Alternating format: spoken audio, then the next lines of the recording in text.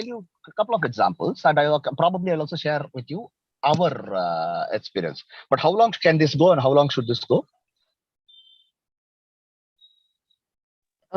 How long as the meeting? Time. Meeting time. We have time. Is it? Okay. I would want to get off at 10:40. What is the time now?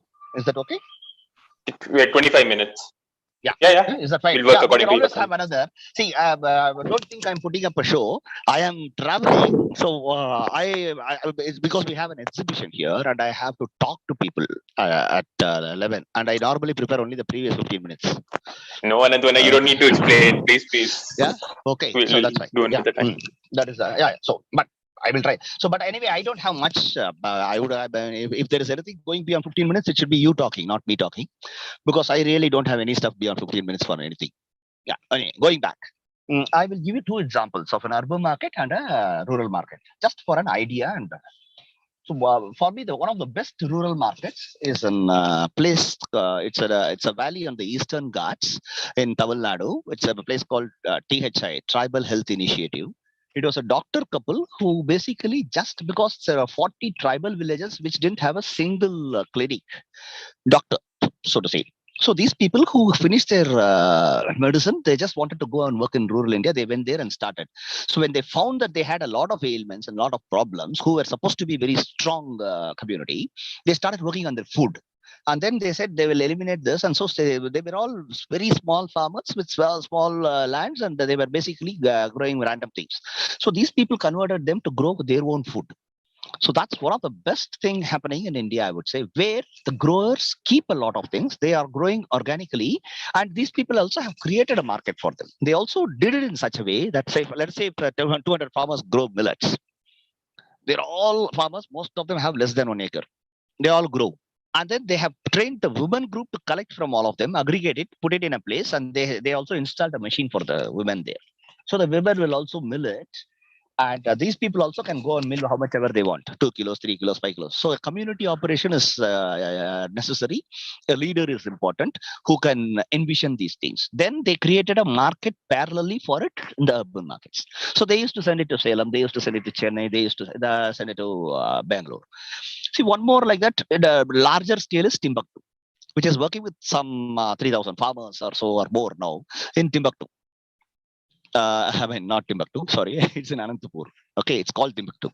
So it is all villages around there, and they all grow. I mean, this is all very dry land, rain shadow places, both the places that I said. So they grow millets, they grow their own vegetables, they grow some of the other grains, and they also have some dry land paddy that they grow.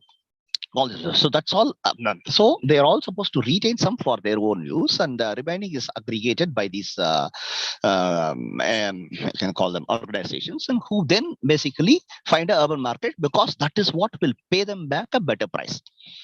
For example, if the market was buying at 15 rupees a kilo of the whole grain of millets, these people were buying it at 30 rupees. That's what gave a better fair payment to these remuneration to these farmers, and that is what was used basically for them for their whole activities. So the collectivization is the key, is what I think. So the learning there is collectivization. At least a couple of people with a good heart.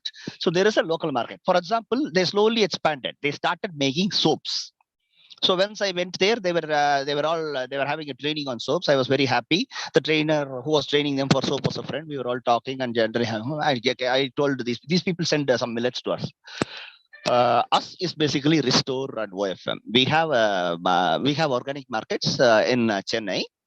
I'm one of the founders of that. We started some 13 years back a store called Restore. Our idea was to restore.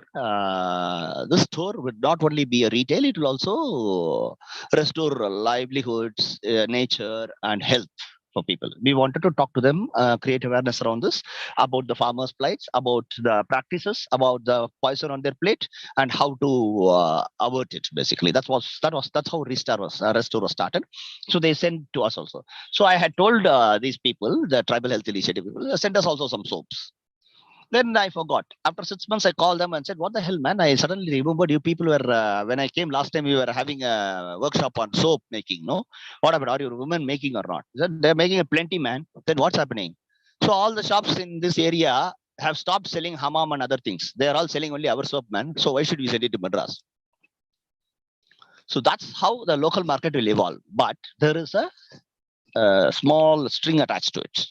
It has to be. It can't. It could not have replaced if this soap was double the price of hammam. So it had to be, and that price or lower than that. These people could afford it because it was a soap. You can't afford the same for millets because millets basically, as I was telling you, see when people like us operate on, and when it is organic, there is always a premium on it. One to enable fair price, another. So there is always a comparison to the local market, though it is not fair. It's not right comparing this and that. You are comparing bananas and apple, but still people do. So that's also one of the things. But slowly, that's what. So you have some various small events that you can carry on through which you will basically. And rural India has a habit of copying and aping urban India. This also I'm telling you as a fact, without any emotions attached to it. I'm just putting it in front of you. Okay. So if you want something to be there, if it is talked about much in an urban market, so that's why many of the rural markets have started living along with the parallel operation of an urban market. So the moment urban, because the magazines, everything, media, all 80% of it is urban news and the middle class news, So that they only create this. The TV also, if somebody, some 100, 200 people get together in Bangalore or Chennai, they will cover. If there are 3,000 people in a rural small village sitting and asking for water or some facility or for a hospital or for something, nobody will cover it, So that's what it is. That's the reality. So that is also what we have to have. So we can all, and both in urban and rural, what we have always thought is, what has worked is some organic mela. Food is the easiest way of going into people's mind. So you make some millet dishes, for example. You make some call for a event, bring people. So first feed them into the ears, make some experts talk. So there have to be some captivating orators who should talk about this, and then basically follow it with some food, and then there is a lot of display people can generally do. And they will also see when you generally have some 20, 30 farmers coming in, there will always be some value addition. They will bring a popper, they will bring some savories, some sweets, all this. So all these together get into people, and that really helps getting into people's memory basically, instead of just trying to talk to them and create awareness. So this is something, and we from Restore Advocacy also have found out that that is the best way to also do advocacy. If millets have been taken up in Tamil Nadu in a big way, it's also because of the Restore. We used to organize a lot of millet melas in Chennai. And we used to, when there was a international traditional healers meet, or there was a national level Siddha and Ayurveda doctors meet, we would cook millet meal and go and serve there. So what happened? They all have read and they all know about it. So they all started prescribing it as a good alternative for all this diabetic and BP patients. So the market increased. Then there are people who are writing. Then the last thread was when we started talking to the planning commission, state planning commission. I'm saying this is some 12, 13 years back. So then we spoke to the planning commission chairman, vice chairman. They were impressed with this, and we organized under their auspices in IIT Madras. We organized a big meeting, one-day workshop where we had a 10-course millet meal, and we also had experts. We had people. We had Kavita. We had somebody from Andhra. We had somebody. I think KP had come. We had all these people and local experts in Tamil Nadu. We all spoke to the. We addressed. I mean, so the planning commission brought in some 20 IAS officers. So advocacy also should happen like that. I'm saying, where we can organize a workshop for them, like the Asha style of workshops, and where we bring some people also of value and metal, so that value means not in our traditional sense of value. These are all people in the society who can influence some policies or some market like that, and then drill it into their head. And predominantly through the food. Everybody forgot all those presentations. 13 years later, they still talk to me about the lunch we provided that day. We had a 10-course millet meal. So it's like that. So I'm rushing through a lot of these things. The essence is awareness is the key. At the farmer's end also, collectivization is the key. And in the urban or in the market context also, collectivization is the key when you grow. So when Restore grew, we saw there are a lot of shops also coming up. See, Bangalore and Chennai are very unique in that sense in India. These two places have more than 300, 400 organic stores. In Delhi and Bombay, you can count it within your 10 fingers and toes, basically. So that's a huge difference. So that also talks of the demand, that also talks of the awareness, that also talks of the depth of the reach of these awareness programs. But we also parallelly always backed it up with a lot of writing. The media also carried it. So that is also something that we have to keep doing it. That really has its own. People who read it today, not that all of them will come and create join this market, but it will be there somewhere. So next opportunity they will come. Next time somebody falls sick in the house, they'll think, shall we try this? Those guys are talking about that. That's how many of them come. And it's also always a selfish move, mostly. So that's how from Restore, OFM was started. So in Chennai itself, by the time we had 300 stores, but a lot of people who had come in only for the commerce, some fraudsters also had come.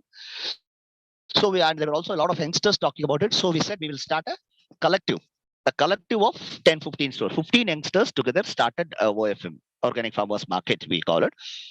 So we run 15 stores now in Chennai, basically, where there is a central unit. So when you run a small store, there is a problem. So we will have to be enablers and facilitators. That's what I mean, always. Market is created not by running a market yourself, but creating and facilitating things around it. And I'm happy that you people are also thinking of that, because you can't be running a market anywhere. You are thinking of so many states, so there have to be people who have to do it. So we will have to start working around all this. So that's what I would do. And the first 3 states are advantages for you of the 6 states that you said, because they already have some organic farmers. They already have some information. There are also some bigger towns, and Orissa, for example, even Bhubaneswar would have only some 2 or so organic stores when I last saw. So that's a very tough market to crack afterwards. To create market, to create awareness, to create. Market also is not about once or twice. No, people have to keep coming. They have to be loyal consumers of this. They have to have this value into them.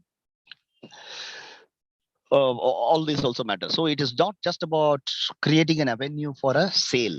It's also about making inroads into people's minds. So I will stop here. Do you think I have touched? Well, guys, tell me you all were hearing. Yeah. Talking on a roadside like a mad fellow.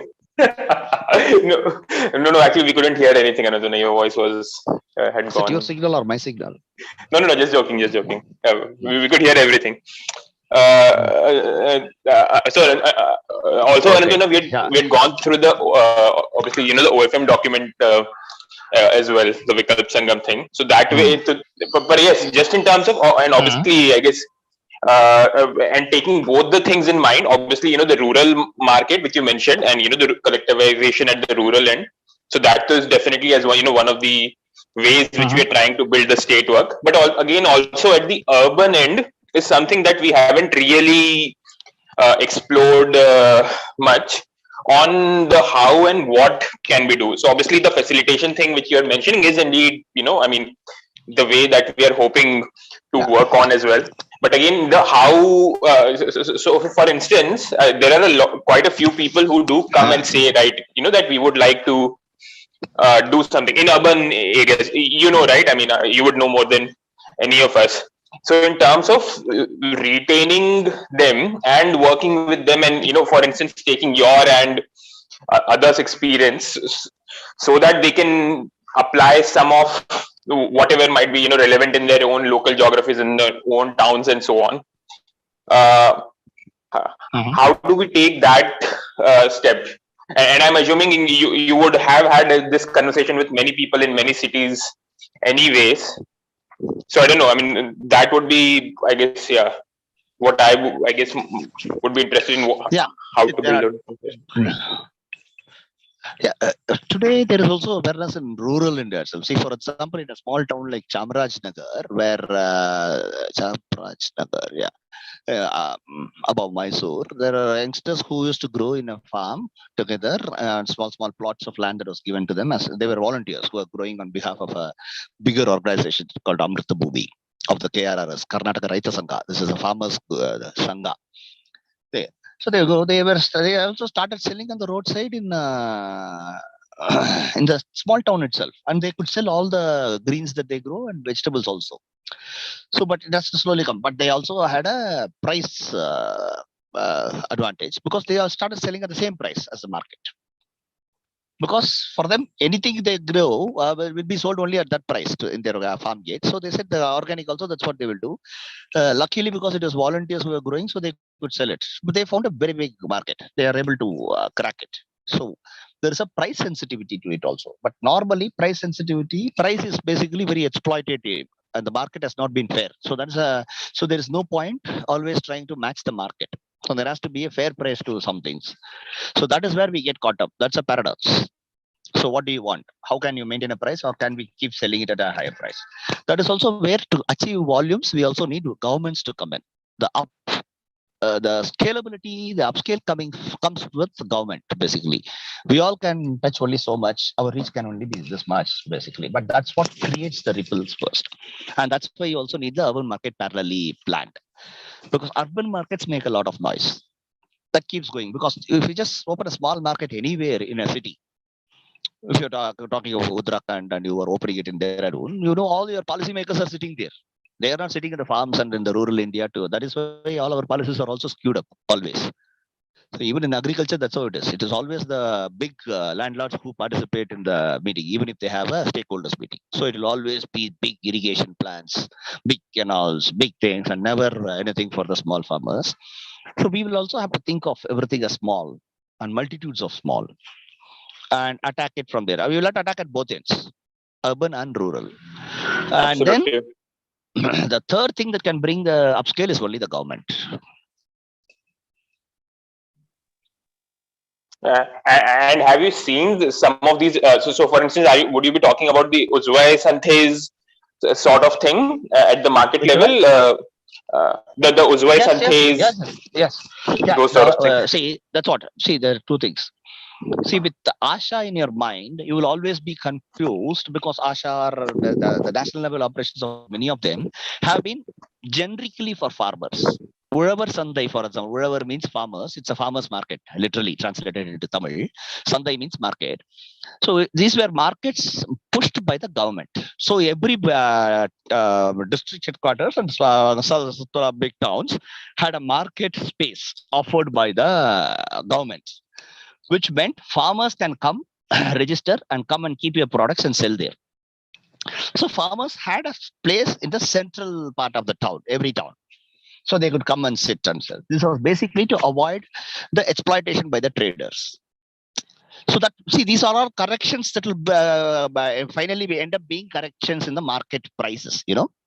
So if you are, for example, if you are sitting in a town like Mysore, let us say, and Mysore central market has a Udavar Sandai, a farmers market, and by the government, and there are 20 farmers who come there every day.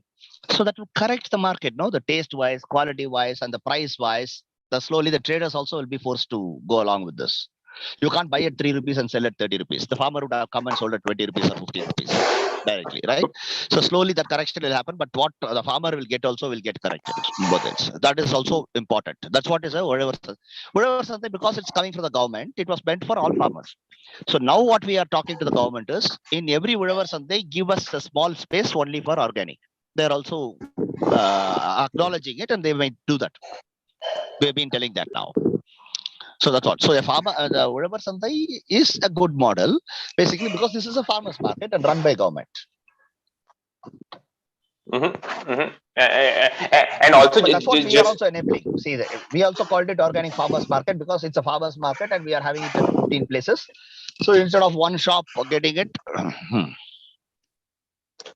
no, I can't hear you.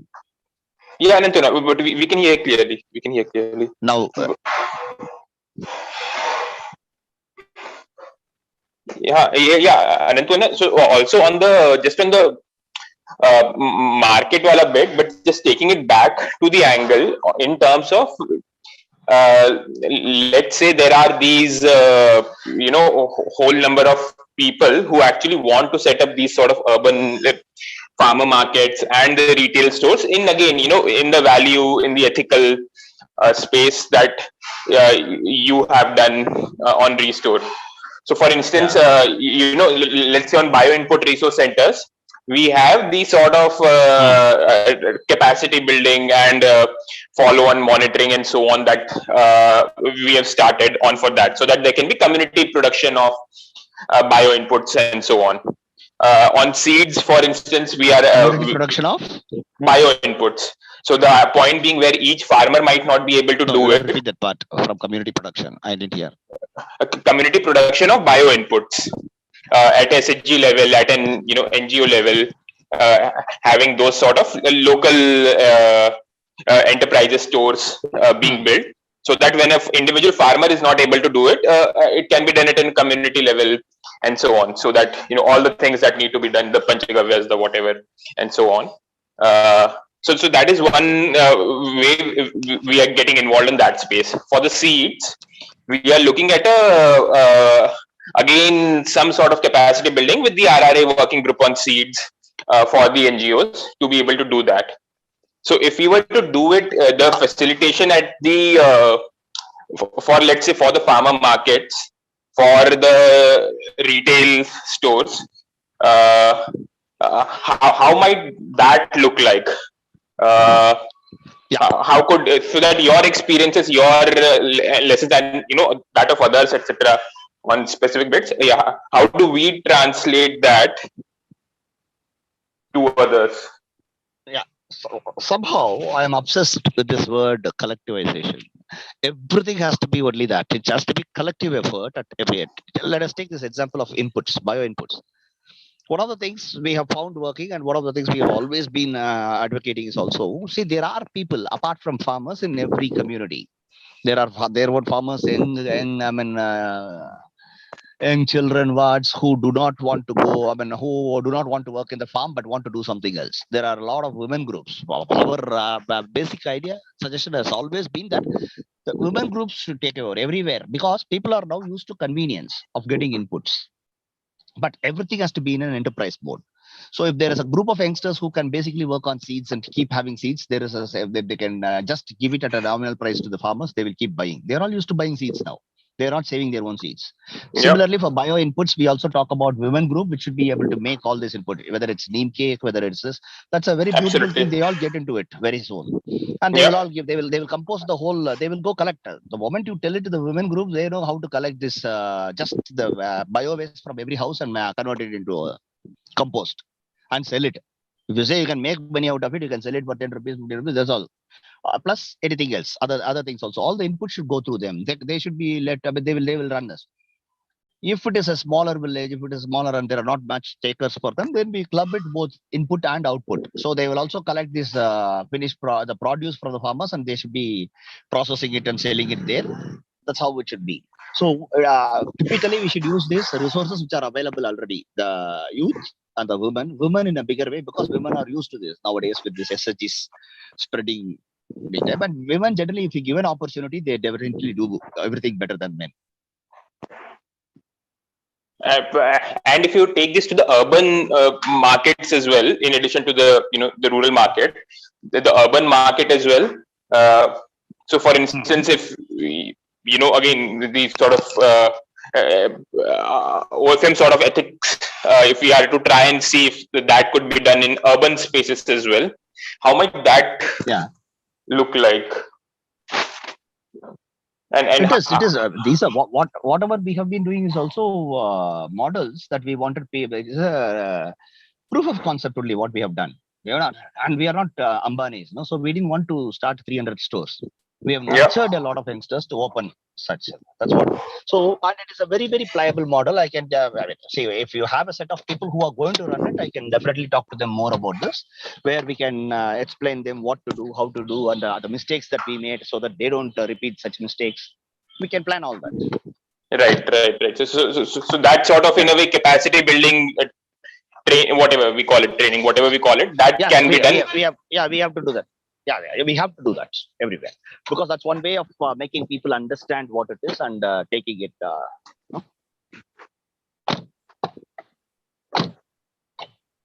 Sure. No, that was useful. Yeah. That was quite useful. Yes, just that I am sorry to the other two. Yeah, I am generally a jobless fellow. Just that sometimes, I have committed to this and forgotten, and also this exhibition came up. For us, what is more important is going and selling our stuff. No, of course, Anand. Of course. And, that's why. So we can again. Very sorry, Priya, that you had to chase me. Normally, that is not the case. No problem. Okay. Yeah. I profusely apologize. I don't like No that. problem. No problem. I mean, I normally don't behave like this. When I note down things, it is I am the one who will remind others. But then, just that it's slipping out. You put it to age. You put it to this sudden cluttering of too many things coming in my way. It's Yeah. fine. We understand, Anantwana. Yeah. Yeah. Sorry again. And about this also that I will have to go now. This is also because yes, we are in a new place. There are things that we have to set up today. Yeah. No, not a problem at all, Anantwana. I mean, I personally already learned more on from what you shared, and maybe the rest of us can quickly catch up. I mean, even after you leave as well. Now. No. I can again have it after some time. We will definitely have Of course. if there is anything, you guys feel free anytime. Give a short notice. I'll just pick up sometime and say another half an hour, another 1 hour. We can always come. I can share. But don't. I honestly I don't see I to do multiple times because I don't think there is so much to take from me. Okay. You underestimate yourself, but yes, no. Yeah. So anytime we can again have it anytime, and again from Monday I'm back home. Not Monday, Wednesday I'm back home. So from then on also I'm fine. Even between that, see why I didn't commit proper time. Also, many places there are no signal here. It has been very bad. So afternoon wherever I'm standing, if there is no signal and I commit for a time, that will be difficult. That is fine. Yeah. Sure, Anantwana. So yes. Good. No. Yeah, look forward to you creating more bigger markets. Yes, we need them badly. That's the only way it can grow along. See, for a long time, the organic movement has been talking about practices, which is what it is. It's about lifestyle. But then that's just those two does not work. People are used to conveniences, so they need good markets. And it is up to us to ensure they are fair and good markets. That's how the longevity of it will come from. So to see that youngsters like you will be coming up with that, I'm very, very happy. Yes, please do that. Yes. Good luck Thank to you, all. Anantwana. Any day, any time, you can call me right to be. I'll definitely respond. Only laziness can prevent me from responding. Nothing else. Okay. Thank you so much. Yeah. Thank you, Okay. Anantwana. And Thank taking the you. phone and calling me also works always. Yeah. Yes. Okay. Yeah. Thanks a lot. Should the rest of us? Thank you, Anantwana. Should the rest of us just? You can continue. Yes. Bye. Yes. I hope that will not disconnect you people. Yeah. Yeah. Bye. No. I don't have time to overhear also. Yeah.